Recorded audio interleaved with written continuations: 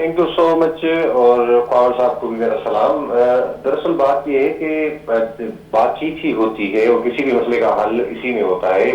بدقسمت کی بات ہے کہ امریکہ اور اسرائیل شروع سے ہی ایک ایک جنگی جنون ان کا سوال ہے، اور وہ نہ وہ بات چیت پر بھی یقین رکھتے ہیں، نہ وہ جو حقائق ہیں اس پر بات کرنے کے لیے تیار ہیں۔ شروع سے دیکھیں، پاکستان نے ایک مثبت کردار ادا کیا پاکستان کی سول اور ملٹری قیادت کی جانب سے، اور یہ اچھی ایک بات ہے کہ پورے خطے میں پاکستان کی جو اہمیت ہے اس کا پتہ چلا، اور اسی ہر ملک اس پر کم سے کم اعتماد کا اظہار بھی کر رہا ہے۔ اب بات یہ کہ عراقی صاحب کی جانب سے 2 مرتبہ دورے کیے گئے۔ دیکھیں، بات کرنا،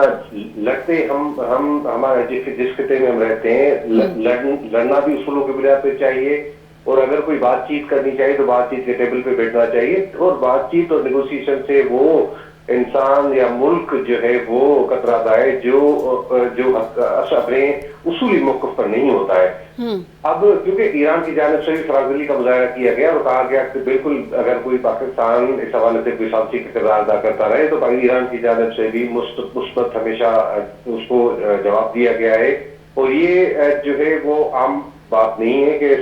جو عراقی صاحب جو ہے دوسری مرتبہ پاکستان آئے، کیونکہ ایک جو ان پر امریکہ پر ایک جنگی جنون سوار ہے۔ وہ صرف اور صرف کہتے ہیں کہ ہم جتنے مطالبات دے رہے ہیں وہ صرف وہ منظور ہو جائے، باقی دوسری طرف سے جو بھی باتیں کی جاتی ہیں ان پر وہ نہ بات کرنے کے لیے تیار ہے نہ بات سننے کے لیے تیار ہے۔ تو اس طرح سے معاملات آگے نہیں بڑھیں گے۔ ہم سمجھتے ہیں کہ جو پاکستان کی جانب سے کوششیں کی جا رہی ہیں ان کو کامیاب ہونا چاہیے، اور اچھے کے لیے مثبت جو جواب یا مثبت کے لیے پازیٹیو کے لیے سوچنا چاہیے۔ تو ہم سمجھتے ہیں کہ پاکستان اپنا کردار ادا کرتا رہے گا، اور شاید امید ہے کہ وہ کسی اچھے نقطے پر پہنچیں گے، کیونکہ امریکہ اور اسرائیل کی جانب سے جو بربریت کا مظاہرہ کیا گیا، انسانی حقوق کی سنگین خلاف ورزی کی جا رہی ہے، یہ صرف ذات نہیں ہے، پوری دنیا کے اندر ان کی جو تاریخ اور روایت رہی ہے۔ اسرائیل نے فلسطین کے اندر جس طرح سے آپ نے دیکھا، اور بدقسمتی کی بات ہے کہ پوری دنیا کے اندر جو ہم بڑے دعوے کرتے تھے کہ شاید یونائٹڈ نیشنز، یہ ہم سوچتے تھے کہ انسانی حقوق کی کسی بھی جگہ پہ خلاف ورزی ہوگی تو پوری دنیا اکٹھی کھڑی ہو جاتی ہے۔ ہاں،